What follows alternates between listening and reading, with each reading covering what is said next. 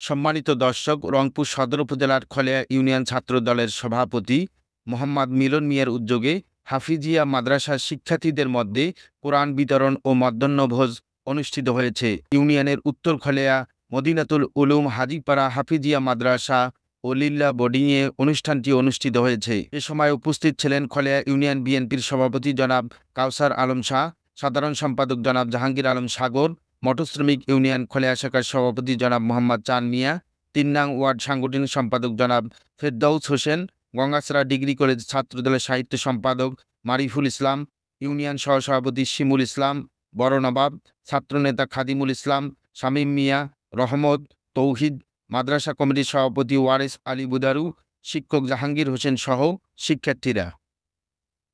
অনুষ্ঠানে বিএনপির চেয়ারপারসন বেগম খালেদা জিয়া, ভারপ্রাপ্ত চেয়ারম্যান তারেক রহমানের রোগমুক্তি দীর্ঘায়ু কামনা করে দোয়া মোনাজাত পরিচালনা করেন মাদ্রাসার মোহতামিম হাফেজ মাহবুব শাহ নূর।